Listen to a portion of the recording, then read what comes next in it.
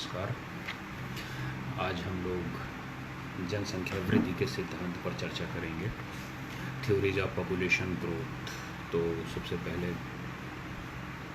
जनसंख्या वृद्धि की समस्या जो है वो प्राचीन समय से ही विचारकों ने इस पर अपनी तरफ ध्यान आकर्षित किया है।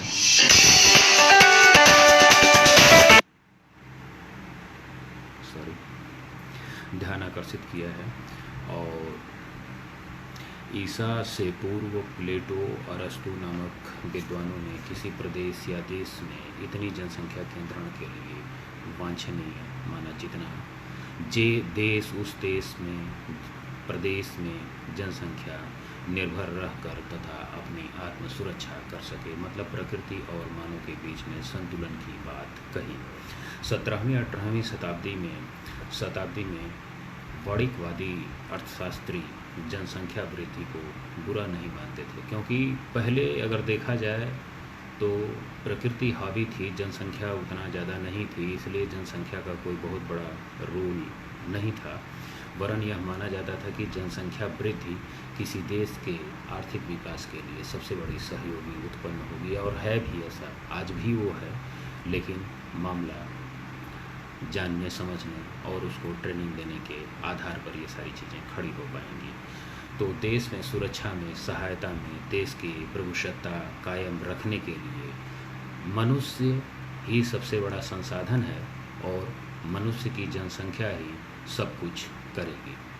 18वीं शताब्दी की यदि बात करें तो अर्थशास्त्रियों के बाद प्रकृतिवादी विचारकों का यह मानना था कि किसी भी देश की जनसंख्या जो होती है, कितनी ही क्यों न हो, प्रकृति निर्धारित स्वयं करती है, और इस निर्धारण में मानव को अपना हस्तक्षेप नहीं करना चाहिए। क्यों? क्योंकि प्रकृतिवादी जो जनसंख्या प्रवाह में बाधा डालना प्रकृति विरोध कार्य नहीं मानते थे। उनका विश्वास था कि किसी क्षेत्र में की जनसंख्या में वृद्धि बुरा नहीं होती है। जनसंख्या का आकार या निर्वाह जो होती है संसाधनों की मात्रा पर स्वयं निर्धारित हो जाती है। प्रकृतिवादी विचारकों के बाद कुछ प्रतिष्ठित अर्थशास्त्रियों ने जनसंख्या वृद्धि के संदर्भ में अपने विचार व्यक्त किए। इसमें सबसे पहला अगर किसी का नाम आता है तो अर्थशास्त्री एडम स्मिथ और माल्थस विशेष रूप से उल्लेखनीय है। एडम स्मिथ दुनिया के सबसे बड़े अर्थशास्त्रियों में से एक माने जाते हैं, जो कि उन्होंने प्रत्येक जाति, प्रत्येक प्राणियों की प्राकृतिक वृद्धि जो है उसी दर से होती है जिस दर से उसके जीवन निर्वाह के साधनों में वृद्धि होती है। ये एकदम कटु सत्य है। कोई भी जाति इस दर से अधिक वृद्धि नहीं कर पाती है जिस वर्ष से प्रकृति नहीं होती है। आज भी अगर आप देख लीजिए कि लोग जो है जहाँ पर प्रकृति साथ नहीं दे रही है, लोग सरवाइव नहीं कर पा रहे हैं। जो बहुत ही ज़्यादा सक्षम हैं वही सरवाइव कर पा रहे हैं, अदरवाइज बाकी लोग समाप्त हो जा रहे हैं। इसी विचारधारा के आधार पर स्मिथ महोदय का मत था कि यदि किसी देश की जनसंख्या में वृद्धि हो रही है तो उसका आशय यह है कि उस देश में जीवन निर्वाह के स्रोतों में भारी वृद्धि हो रही है। यह तय है, क्योंकि यदि प्राकृतिक स्रोत और संसाधन यदि जनसंख्या का भरण पोषण नहीं कर पाएंगे तो निश्चित तौर पर जनसंख्या में वृद्धि नहीं होगी और मानव भी नहीं बचेंगे। 1798 में माल्थस महोदय ने जनसंख्या वृद्धि का ऐसा सिद्धांत प्रतिपादित किया जिसमें विश्व भर के विचारकों का ध्यान आकर्षित किया। यही कारण रहा कि माल्थस के सिद्धांत के बाद कई अन्य विद्वानों ने भी जनसंख्या वृद्धि के सिद्धांत को प्रतिपादित किया। वर्तमान समय में 4 सिद्धांत जो है बहुत ही ज़्यादा महत्वपूर्ण हैं, और पहला है माल्थस के जनसंख्या वृद्धि का सिद्धांत, नौ माल्थस सिद्धांत, जनसंख्या का अनुकूलतम सिद्धांत, जनसंख्या का संक्रमण, जनांकीय संक्रमण सिद्धांत। तो सबसे पहले हम लोग चर्चा करते हैं माल्थस का जनसंख्या वृद्धि का सिद्धांत। थॉमस रॉबर्ट माल्थस नामक ब्रिटिश विद्वान 14 फरवरी 1766 में इनका जन्म ब्रिटेन में हुआ था। सन 1803 व 1826 में माल्थस की एक पुस्तक आई जिसका नाम था an essay on principles of populations का प्रकाशन भी इन्होंने किया। माल्थस ने जनसंख्या वृद्धि के सिद्धांत प्रस्तुत किए और जनसंख्या वृद्धि के नाम से, सिद्धांत के नाम से जाना जाता है। जो मान्यताएं उन्होंने दिया, पहला कि मानव के जीवित रहने के लिए भोजन की आवश्यकता, एकदम कटु सत्य है, आप इसको काट ही नहीं सकते कहीं से, ये अकाट्य सत्य है। स्त्री एवं पुरुष के मध्य काम वासना या यौन आकर्षण वर्तमान व भविष्य की स्वाभाविक प्रक्रिया है, इसको भी आप नहीं काट पाएंगे, क्योंकि मनुष्य या प्राणियों की अगर संतानोत्पत्ति और जीवन निर्वाह के लिए, जीवन करने के लिए एक स्वाभाविक प्रक्रिया है, इसको भी कोई नहीं काट पाएगा। मानव की काम वासना यथावत स्थित रहती है, जिसकी संतुष्टि का परिणाम आवश्यक रूप से ही संतानोत्पत्ति है। अगर अस्तित्व में बने रहना है तो निश्चित तौर पर जीव जगत हो, प्राणी जगत हो या फिर मानव जगत हो, सबके लिए संतानोत्पत्ति जीवन वृद्धि का एक परिणाम है। माल्थस ने उक्त दोनों पूर्व मान्यताओं के आधार पर जनसंख्या वृद्धि के सिद्धांत को निम्न शब्दों में व्यक्त किया। क्या कहा कि मानव की जनसंख्या उत्पादन की शक्ति निश्चित, बैराग भाई को नमस्कार, निश्चित रूप से पृथ्वी के मानवीय जीवन निर्वाहक संसाधनों में उत्पादन की शक्ति निश्चित तौर पर अधिक होती है। जीवन निर्वाहक साधनों का उत्पादन जो होता है वह अंक गणितीय अनुपात में बढ़ता है, जबकि अप्रतिबंधित जनसंख्या जो होती है, वृद्धि जो होती है, वो ज्यामितीय रूप में बढ़ती है। माल्थस के अनुसार जो उन्होंने बताया, जनसंख्या वृद्धि नियंत्रण मुक्त ज्यामितीय अनुपात में होती है, अर्थात जनसंख्या की वृद्धि जो होती है 1, 2, 4, 8, 16, 32, 64, 128, 256 के रूप में गुणते में बढ़ती चली जाती है, और मानव में तीव्र जननात्मक क्षमता का व संतानोत्पत्ति की पर्याप्त शक्ति होती है। और यदि यह मानवीय प्रकृति पर नियंत्रण न लगाया गया तो जनसंख्या की उक्त ज्यामितीय अनुपात में प्रत्येक स्तर पर गुणोत्तर वृद्धि होती जाएगी, और इनके कथनानुसार एक दिन जनसंख्या इतनी ज़्यादा बढ़ जाएगी कि जो है वो पृथ्वी पर प्राकृतिक संसाधनों की कमी पड़ जाएगी। सत्य भी है। अतः दूसरी बात जो है, पृथ्वी की वर्तमान अवस्थाओं पर विचार करते हुए माल्थस महोदय की अति अनुकूल परिस्थितियों में भी पृथ्वी की कृषि, खाद्य उत्पादन और जीवन निर्वाह के साधनों के अंक गणितीय अनुपात से भी अधिक वृद्धि करना यदि किसी देश की दशा में संभव नहीं, अर्थात पृथ्वी पर उत्पादन जो होगा, वृद्धि खाद्यान्न उत्पादन 1, 2, 3, 4, 5, 6, 7, 8 के क्रम में होगी। माल्थस महोदय ने जो ज्यामितीय और अंक गणितीय जो रूप रखा वो बहुत ही विधिवत और विशद रूप में रखा। फिर भी 2 बच्चे अगर कोई पैदा करता है तो निश्चित तौर पे मान के चलिए कि संतुलन और असंतुलन दोनों की स्थिति हो सकती है। हो सकता है कि लड़का लड़का ही हो सकता है कि लड़की लड़की ही हो, दोनों ही बातें हो सकती हैं। जनसंख्या एवं खाद्य सामग्री में उपलब्धता में असंतुलन, जनसंख्या में ज्यामितीय वृद्धि तथा खाद्य सामग्री में अंक गणितीय वृद्धि, इन दोनों के मध्य शीघ्र असंतुलन स्थापित हो जाता है। क्योंकि अगर जनसंख्या बहुत तेज़ी से बढ़ेगी तो निश्चित तौर पर आप मान के चलिए कि पृथ्वी पर जो है प्राकृतिक संसाधनों की, पृथ्वी पर स्वयं की कमी आ जाएगी, तो निश्चित तौर पर असंतुलन खड़ा हो जाएगा। परिणाम यह निकला कि 200 वर्षों में जनसंख्या की खाद्य आपूर्ति के मध्य जो संतुलन हो जाएगा वो 256 संबंधी 9 का अनुपात होगा, जो 300 वर्षों में चलकर 4096 संबंधी 13 हो जाएगा। माल्थस का कहना था कि यदि विश्व की जनसंख्या को स्वतंत्रता पूर्वक बढ़ने दिया जाए तो जनसंख्या तथा खाद्य पदार्थ की आपूर्ति के मध्य असंतुलन बहुत ही तेज़ी के साथ बढ़ जाता है, क्योंकि खाद्य आपूर्ति के उत्पादन वृद्धि की तुलना में जनसंख्या वृद्धि जो होती है वो बहुत ही तेज़ी से होती है। इसके फलस्वरूप विश्व में भोजन की भारी कमी उत्पन्न हो जाएगी तथा समाज में अकाल, महामारी, युद्ध, आदि जैसे जनसंख्या में भारी कमी होगी, और यह जनसंख्या की कमी तक होती रहेगी जब तक कि जनसंख्या व खाद्यान्न उत्पादन में संतुलन कायम नहीं हो जाएगा, क्योंकि प्रकृति स्वयं बैलेंस कर लेती है।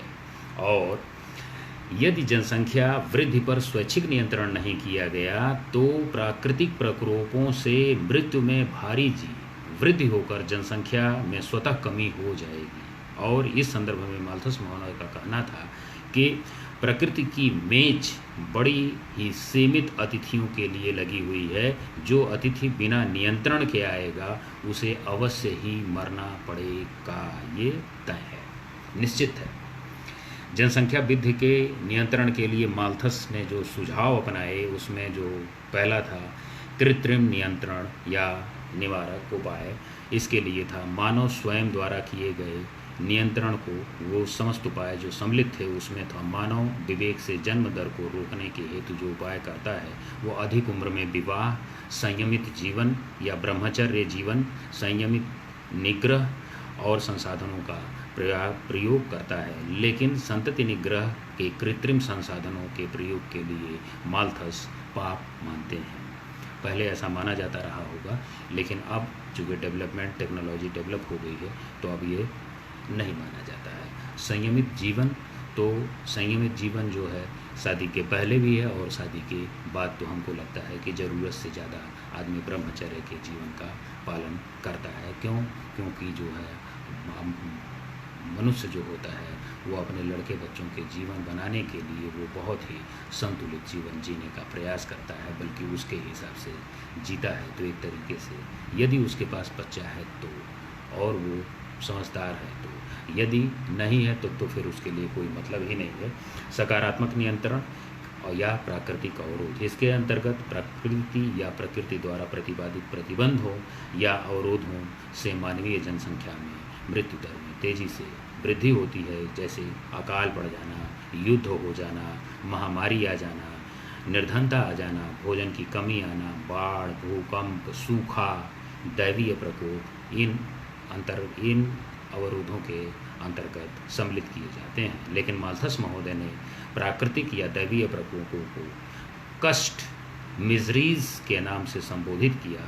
माल्थस महोदय ने माना कि दैवीय प्रकोपों से जनसंख्या एवं खाद्य पदार्थ में संतुलन कायम हो जाता है, लेकिन यह संतुलन कुछ समय बाद पुनः बिगड़ जाता है, क्योंकि पर्याप्त भोजन न उपलब्ध होने के कारण कुछ मानव की काम वासना और इच्छाएं पूर्वत ही बनी रहती हैं, जिसके चलते जो है उनकी जनसंख्या में ज़बरदस्त वृद्धि हो जाती है और खाद्यान्न आपूर्ति जो होता है वो निश्चित तौर पर कम होने लगता है, जिसके चलते जो है संतुलन गड़बड़ हो जाता है। दैवीय प्रकोप या प्राकृतिक प्रतिबंध इस जनसंख्या को पुनः कष्ट को कम कर देते हैं, मतलब संतुलित कर देते हैं, बराबर कर देते हैं। या आज भी देखिए अगर तो पृथ्वी पर प्रकृति अपने आप को ही संतुलित कर जनसंख्या को संतुलित कर लेगी।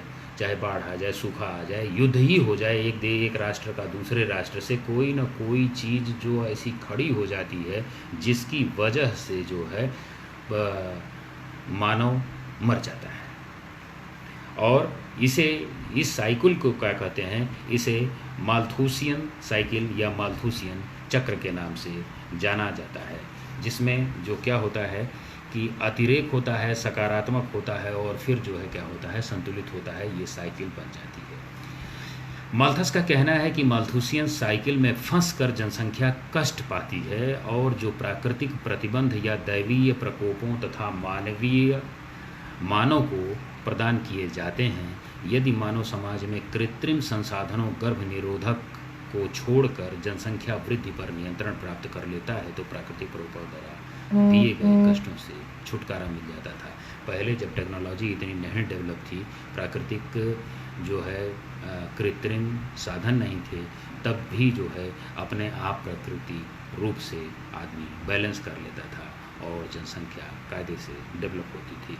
परंतु मानव स्वयं कृत्रिम उपायों द्वारा जनसंख्या वृद्धि को रोकने का प्रयास नहीं करता है तो प्राकृतिक प्रतिबंध अवश्य ही क्रियाशील हो जाएंगे। प्राकृतिक प्रतिबंध का मतलब ये हो जाएगा कि बाढ़, सूखा, महामारी और युद्ध या भूकंप, ज्वालामुखी वगैरह वगैरह ये प्राकृतिक प्रतिबंध आएंगे और अपने हिसाब से जो है बैलेंस कर ले जाएंगे। अब आरेख का प्रदर्शन है, तो आरेख का प्रदर्शन मैं बता दे रहा हूँ, समझने का प्रयास कर लीजिएगा कि प्रथम चरण में जो है अतिरेक की जनसंख्या, प्रथम चरण में मानवीय जनसंख्या की खाद्य आवश्यकताओं, खाद्य की क्षमता कम होती है। द्वितीय चरण में खाद्य तथा मानव की खाद्य आवश्यकताएं लगभग बराबर रहती हैं, और जो है तृतीय चरण में मानव की खाद्य आवश्यकताएं जो होती हैं खाद्य उत्पादन क्षमता से अधिक हो जाती हैं। ऐसी अवस्था में एक ऐसी स्थिति आती है कि अकाल, महामारी, युद्ध, जनसंख्या का भारी ह्रास हो जाता है, और यह माल्थस चक्र कहलाता है कि मतलब ऊपर अतिरेक, फिर उसके बाद सकारात्मक निरोध, और नीचे जब चले आ जाएंगे तो संतुलित जनसंख्या। ये जो साइकिल बन जाती है ये टोटल हो जाती है माल्थुसियन साइकिल के नाम से जानी जाती है। जनसंख्या के माल्थस के सिद्धांत की आलोचनाएं होती हैं। एक आलोचना मैं जो है एक जगह से फिर दूसरी जगह से करूँगा कि माल्थस की आलोचनाएं क्या हैं।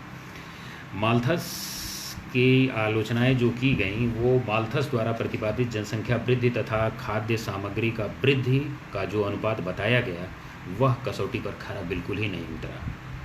इसके पीछे जो कारण रहा वो 19वीं और 20वीं शताब्दी में कृषि क्रांति, जनसंख्या तीव्र वृद्धि होने के बावजूद उत्पादन में कमी नहीं आने दी गई। अभी आगे भी मैं बताऊंगा। ये सब बता लेने के बाद संयुक्त राष्ट्र संघ के एक प्रतिवेदन में कहा गया है कि सन 1950 के बाद जहां विश्व की जनसंख्या वृद्धि 2% रही, वहीं खाद्यान्न उत्पादन में वृद्धि की प्रतिशत 3% रही। नेक्स्ट, माल्थस ने जनसंख्या वृद्धि नियंत्रण हेतु अपनाए जाने वाले कृत्रिम गर्भनिरोधक उपायों को धार्मिक दृष्टि से पाप बताते हुए इनके प्रयोगों को अव्यावहारिक बताया।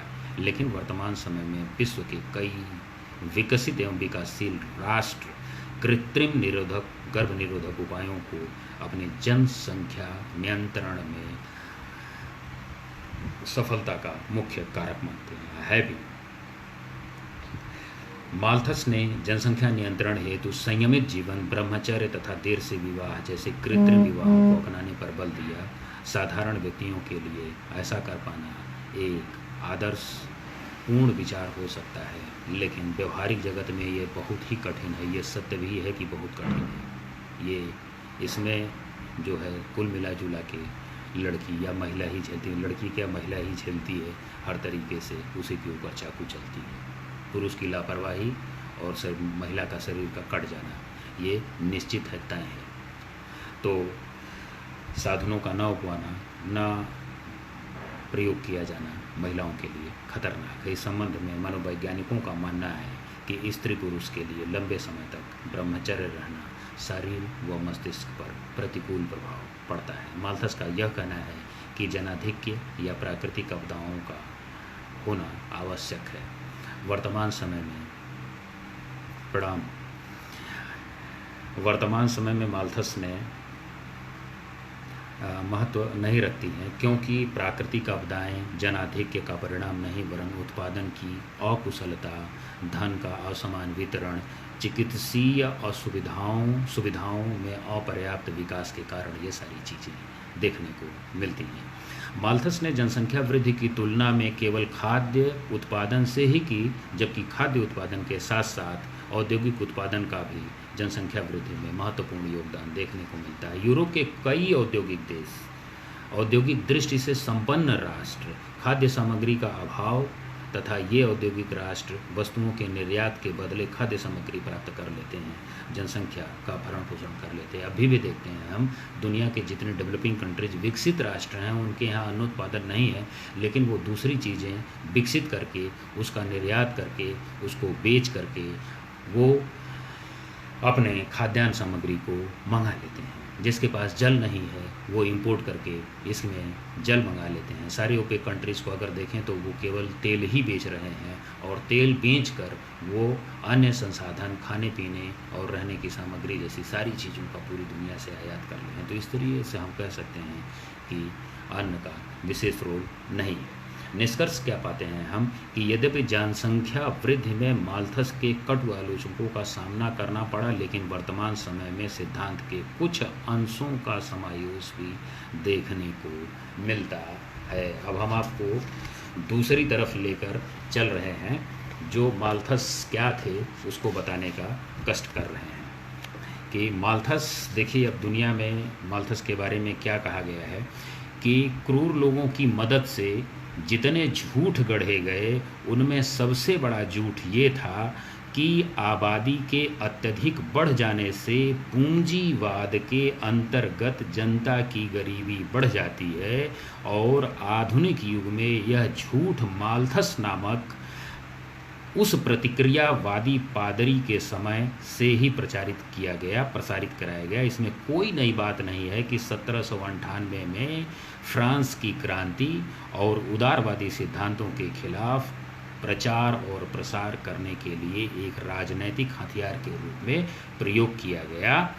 अपने इस सिद्धांत का प्रतिपादन जो है, जिसकी पुरस्कार स्वरूप ईस्ट इंडिया कंपनी के ने कॉलेज में इनको प्रोफेसरशिप दे दी गई, मिस्टर माल्थस को, और उसके सिद्धांत का इंग्लैंड के कुलीन तंत्र ने आनंद विभोर होकर स्वागत किया और मानव जाति के विकास में सभी उत्कंठाओं को समाप्त करने वाली एक महान शक्ति कहा गया। इसके पीछे क्या कारण रहा? माल्थस का सिद्धांत आज भी प्रतिक्रियावादियों का एक बहुत प्रिय दर्शन है। हालांकि सभी मतों और वैज्ञानिकों, अर्थशास्त्रियों ने इसका बड़ा ही भयंकर मजाक उड़ाया।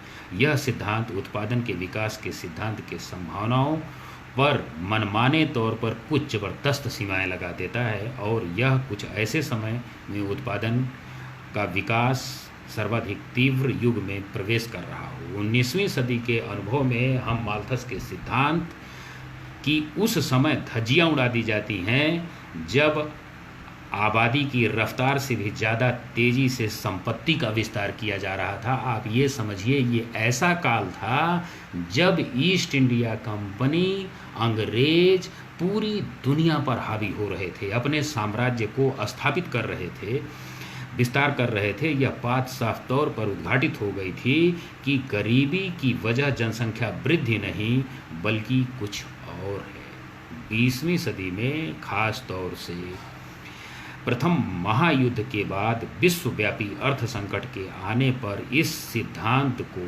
फिर से जीवित करने के लिए कोशिशें की गईं। ये स्पेशली यूरोप, उत्तरी अमेरिका, दक्षिणी अमेरिका, ऑस्ट्रेलिया में ये सिद्धांत कम्प्लीटली फ्लॉप हो गया। वहाँ से जो है माल्थस नामक जो पादरी था भगा दिया गया, और ये माल्थस नामक पादरी जो है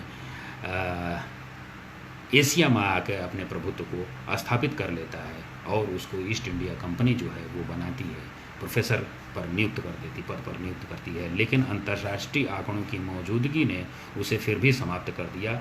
लोगों ने इस तथ्य को देखा कि युद्ध के दौरान हुए संपूर्ण और व्यापक विनाशक के बावजूद दुनिया को विश्व स्तर पर खाद्य पदार्थ, कच्चे मालों और औद्योगिक सामानों के उत्पादन में लगातार इतनी वृद्धि हुई कि विश्व की जनसंख्या आगे निकल गई, तथा इस तथ्य से लोगों ने सोचने पर विवश कर दिया कि दुखों के कारण सामाजिक व्यवस्था में निहित है, निश्चित तौर पर सामाजिक व्यवस्था में निहित है। और जिस समय ये सिद्धांत लागू किया गया उस समय प्राकृतिक संसाधन बहुत ही ज़्यादा होते थे और जनसंख्या कम थी। शासक वर्ग के सामने एक समस्या खड़ी होने लगी कि संपत्ति की वृद्धि को कैसे रोका जाए, और इसके लिए उसने कई उम्दे तरीके निकाले। साथ ही साथ आबादी के संदर्भ में उसे शिकायत होने लगी कि यूरोप, अमेरिका युद्ध बिल पूर्ति के काफ़ी बच्चे पैदा नहीं कर रहे हैं। आधुनिक शासक वर्ग में माल्थस के सिद्धांत को उलट कर यह नारा अपनाया कि संपत्ति कम और बच्चे ज़्यादा पैदा करो। ये यूरोप, अमेरिका, उत्तरी अमेरिका, ऑस्ट्रेलिया में ये सिद्धांत लागू किया गया। तो सोचिए कि माल्थस का सिद्धांत कहाँ चला गया, और माल्थस का जो सिद्धांत लाया गया उसको एक सोची समझी दुनिया की रणनीति के तहत लाया गया। पुराने ढंग से जो है प्रतिक्रियावाद का यह बदनाम सिद्धांत यूरोप अमेरिका से खदेड़े जाने के बाद अब एशिया में अंतिम रूप से अपना आश्रय ढूंढ रहा था। ये एकदम मूल दस्तावेज में पढ़ रहा हूँ।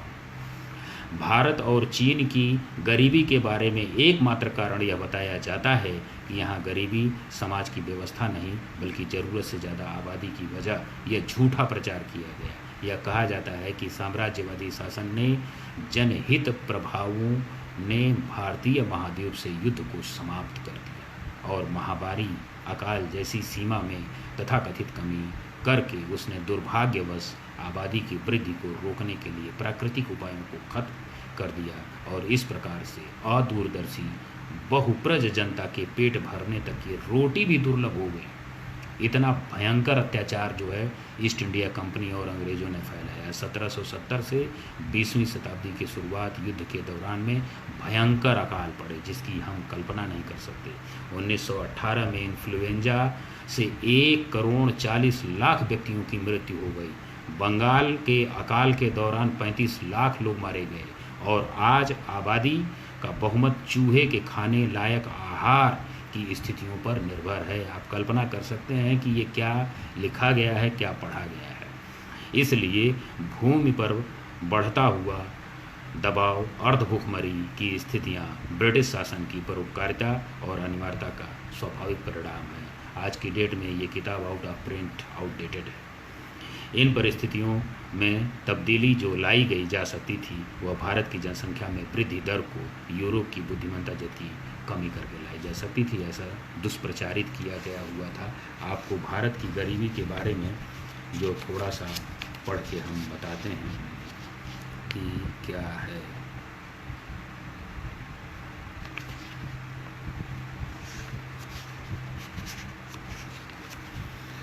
आजा भाई, आजा आजा आजा आजा आजा, बस 2 मिनट वेट करिए।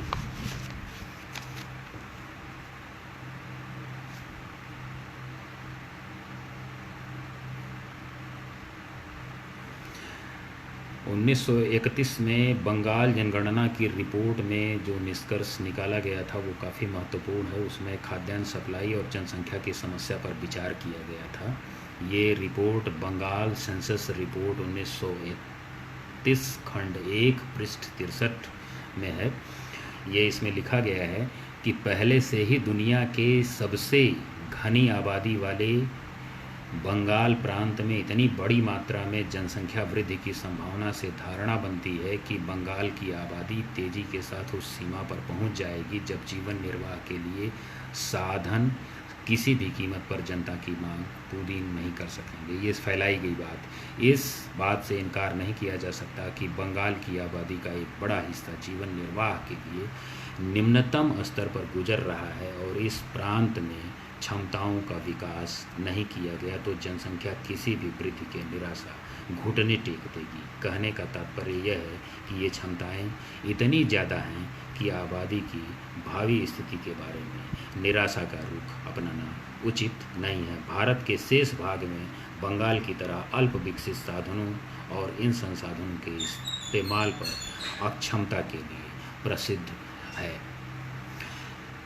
धरती पर सबसे पहले सबसे ज़्यादा खराब स्थिति बंगाल की थी और इन इलाकों के बारे में छोटी छोटी फसलों के लिए खाद की ज़रूरत। आम राय यह है कि उपज का न्यूनतम स्तर बहुत पहले ही प्राप्त किया जा चुका और उनके दर से अनुकूलन हो चुका जिससे पौधे मौसम से ही अपना आहार प्राप्त करते हैं। बंगाल किसान का व्यवहार के रूप में अपने खेत को कभी खाद नहीं डालता और वह उस खाद का इस्तेमाल करके भी साथ ही साथ कृषि के विकसित औजारों का प्रयोग लाने में जनसंख्या वृद्धि का काम आ सकता है। ऐसा जो है कृषि सम्मेलन और उसमें कहा गया।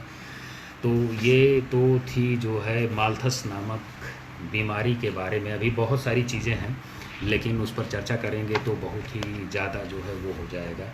ये माल्थस को जो कहा गया या अपनाया गया वो एक सोची समझी रणनीति का हिस्सा था, उसका परिणाम था जो पूरी दुनिया में प्रचारित और प्रसारित किया गया। ख़ास तौर से इंडिया में झूठा प्रसार किया गया, झूठा। अब आगे चलते हैं हम लोग। न्यू माल्थेशियन तो 1920 में ब्रिटेन में फ्रांसिस प्लेस नामक विद्वान ने संतति निग्रह के उपायों का द्वारा जनसंख्या को कम करने के लिए एक आंदोलन प्रारंभ किया, जिसमें नियंत्रण हेतु मानव समाज द्वारा उन कृत्रिम उपायों तथा अप्राकृतिक उपायों को युक्ति संगत माना गया जिनको माल्थस महोदय ने पाप की संज्ञा दे डाली थी। माल्थस की मृत्यु के बाद इस बात पर वाद विवाद छिड़ गया कि संतति निग्रह विधियों के लिए अपनाए गए कृत्रिम गुरुजी को प्रणाम अपनाए गए हैं अथवा नहीं। माल्थस का मानना था कि जनसंख्या वृद्धि पर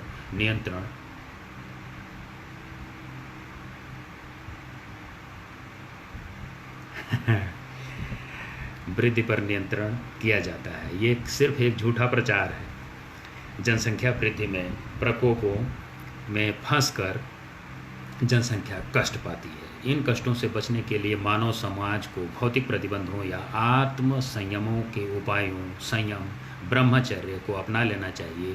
फ्रांसिस प्लेस के अलावा माल्थस के उत्तराधिकारी ब्रिटेन की श्रीमती मेरी स्टोक्स ने संयुक्त राज्य अमेरिका की श्रीमती मार्गरेट स्टेंजर ने भी माल्थस द्वारा नियंत्रण बताए गए आत्मसंयम उपाय का विरोध किया और बताया कि संतति निग्रह के लिए कृत्रिम उपायों को अपनाना उचित है। यही नव माल्थेसियन सिद्धांत विचार का समर्थन किया। न्यू माल्थेसियंस का मानना है कि विश्व की जनसंख्या उस समय तक वृद्धि होती जाएगी जब तक कि कृषि उत्पादन में वृद्धि होती रहेगी। निश्चित तौर पर आज देख लीजिए कि दुनिया में 60% से 70% तक आबादी आज भी एग्रीकल्चर पर बेस्ड है, और जहाँ पर एग्रीकल्चर बेस्ड लिथोस्फीयर, एटमॉस्फेयर और हाइड्रोस्फीयर की स्थिति बेहतर है, वहाँ पर जो है जनसंख्या का डेवलपमेंट आज भी बहुत ज़्यादा है। तो निश्चित तौर पर वहाँ जनसंख्या वृद्धि होगी ही। औद्योगिक क्रांति, हरित क्रांति, श्वेत क्रांति, नीली क्रांति ने कृषि उत्पादन, पशु व मत्स्य उत्पादन में भारी वृद्धि की है, जिससे आज विश्व के लगभग 8 अरब जनसंख्या को पर्याप्त भोजन उपलब्ध हो रहा है। कहीं भी भोजन का अकाल नहीं है। कितनी भी जनसंख्या पूरी पृथ्वी पर है, वो सब पृथ्वी पर सब लोग भोजन के बगैर और पानी के बगैर कोई नहीं मर रहा है। हाँ, आज जनता अगर मर रही है तो ज़रूरत से ज़्यादा भोजन करके मर जा रही है। आप पता करेंगे तो पाएंगे कि ज़्यादा भोजन कर लेने से, ज़्यादा सुविधा प्राप्त कर लेने से उनकी मौत हो गई। भोजन की कमी से मरने वालों की संख्या आज की डेट में बड़ी ही कम है। वर्तमान समय में संतति निग्रह कृत्रिम उपायों को अपनाकर विश्व के लगभग सभी भागों में जनसंख्या वृद्धि की दर लगभग घटती जा रही है। दूसरी ओर विभिन्न क्रांतियों के फलस्वरूप कृषि, दुग्ध तथा मत्स्य उत्पादन में तेजी से वृद्धि हो रही है। यही कारण रहा है कि विगत वर्षों में जनसंख्या की तीव्र वृद्धि के बावजूद जनसंख्या नियंत्रण के लिए सकारात्मक नियंत्रण पर विश्व पर प्रभावी नहीं हो पाए हैं। इस संदर्भ में नव माल्थस सिद्धांत के करते हुए Fairfield Osborn, William Vogt ने अपनी पुस्तकों में Our Plunder Planet, The Road to Survival सन 1948 में प्रकाशित कराया, जिसमें 1772 में डेनिस मेडोज नामक अमेरिकी विद्वान ने न्यू माल्थेसियन के समर्थन में विश्व के गत्यात्मक तंत्र मॉडल का उपयोग करते हुए लिमिट टू ग्रोथ नामक पुस्तक प्रकाशित की। और इस मॉडल में मेडोज ने जनसंख्या संसाधन, भूमि, पूंजी, निर्माण, पर्यावरण प्रदूषण, दीर्घकालिक गत्यात्मक अंतर संबंधों का बेहद और विशेष विश्लेषण और व्याख्या किया। माल्थसवाद और न्यू माल्थसवाद में क्या अंतर है? नव माल्थसवादियन समर्थकों एवं माल्थसवादी विचारता के अनुयायी मानते थे। साथ ही साथ माल्थस क्या कहना था कि संतति निग्रह के लिए कृत्रिम उपायों को प्राकृतिक, विरुद्ध, अस्वाभाविक, अनैतिक मानता था, जबकि न्यू माल्थेसियन विचारधारा के जो समर्थक थे वो इन कृत्रिम उपायों को न केवल उचित ठहराते थे वरन समाज की खुशहाली के लिए इसे अत्यंत आवश्यक मानते थे। ये सत्य भी है। न्यू माल्थेसियन इस कार्य को प्राकृतिक विरोध न मानते हुए मानव की खुशहाली का एक भाग मानते थे। हमारे अधिकांश कार्य जैसे बाल काटना, नाखून काटना, पुल बनाना, खाने खोदना, बांध बनाना, इलेक्ट्रिक यंत्रों का उपयोग करना, हवाई जहाज़ से यात्रा करना आदि का प्रयोग भी प्राकृतिक कार्यों में हस्तक्षेप ही है। लेकिन इनके प्रयोग करके मानव ने आज डेवलपमेंट किया है, मानव ने आज नई ऊंचाई प्राप्त की है।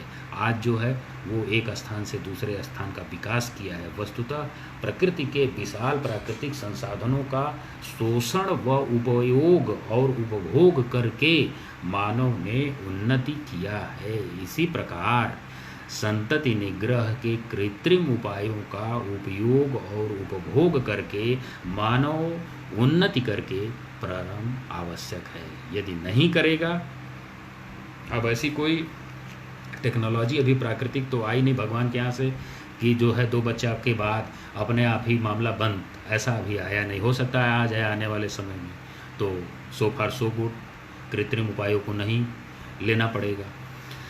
वस्तुतः माल्थसवादी और नव माल्थसवादी दोनों जनसंख्या वृद्धि को किसी राष्ट्र के लिए हानिकारक मानते हैं तो इसके लिए नियंत्रण को आवश्यक मानते हैं, लेकिन जनसंख्या वृद्धि को नियंत्रण के उपायों को दोनों से भिन्न है। एक दूसरों का मत बिल्कुल अलग है। और जनसंख्या सच पूछिए तो राष्ट्र के विकास के लिए एक बहुत बड़ा संसाधन है। मामला ये है कि हम अपने संसाधन का किस तरीके से इस्तेमाल करते हैं, उसको कितना सक्षम बनाते हैं, कितना ट्रेंड करते हैं। यदि हम अपने मानवीय संसाधनों को हर क्षेत्र में उपयोगी बनाएं, ट्रेंड करें, तो निश्चित तौर पर जनसंख्या भी कम हो जाएगी और विकसित हो जाएगी। जिस दिन हमारी जनसंख्या विकसित हो जाएगी उस दिन किसी को जनसंख्या नियंत्रण के कानून ले आने की ज़रूरत नहीं होगी। वह स्वतः जागरूक होकर वह अपने आप जनसंख्या नियंत्रित कर ले जाएगी।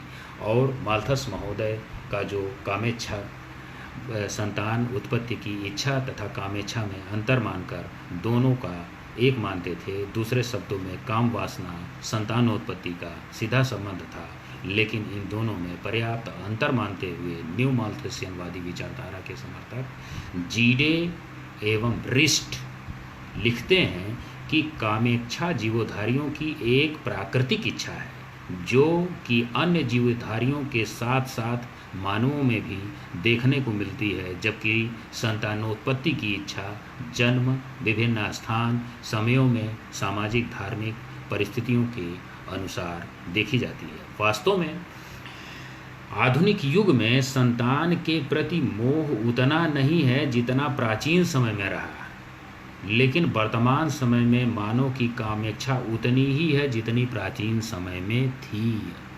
आज विश्व के अधिकांश भागों में, समाजों में ऐसे स्त्री पुरुषों का बाहुल्य है जो संभोग की तो इच्छा रखते हैं लेकिन संतान की इच्छा नहीं रखते हैं। कल मैंने आपको बताया था कि सरोगेसी का जो प्रचलन चला है वो यही है। काम इच्छा रखते हैं लेकिन संतानोत्पत्ति की इच्छा नहीं रखते। उनका बच्चा कोई पैदा कर दे, उनको पेन न लेना पड़े, यही है सरोगेसी। नव माल्थसवादियों का विचार है कि विश्व की जनसंख्या में जब तक वृद्धि होती रहेगी तब तक कृषि उत्पादन में भी वृद्धि होती रहेगी। वर्तमान समय में औद्योगिक व तकनीकी प्रवृत्ति के कारण उत्पादन में, कृषि उत्पादन में लगातार वृद्धि देखी जाती है। नई नई टेक्नोलॉजी आ रही है, नए नए बीज आ रहे हैं, नए नए शोध किए जा रहे हैं, जिससे कृषि में निरंतर वृद्धि हो रही है और माल्थस के अंकगणितीय अनुपात न होकर अत्यधिक तीव्र गति से वृद्धि हो रही है। विश्व की तेजी से बढ़ रही जनसंख्या के भरण पोषण को प्रदान कर रही है। आज गेहूं, चावल, सब्जी या कोई भी चीज़ है, आप ज़बरदस्त ग्रोथ देख सकते हैं। कोई भी जनसंख्या आज जितने भी क्षेत्र में आप देखेंगे, एक बीघे में आज 20 कुंटल गेहूं उत्पादित हो रहा है और पहले ज़माने में 5 कुंटल भी गेहूं नहीं होता था। तो निश्चित तौर पर मान के चलिए कि औद्योगिक क्रांति में, हरित क्रांति में ये सारी चीज़ें देखने को मिली। जहाँ पहले लोहे के फार से जो है 2 इंच 4 इंच खुदाई होती थी, आज ट्रैक्टर से वहीं जो है 1-1 फीट तक जो है खोद दी जा रही है मिट्टी। और जो है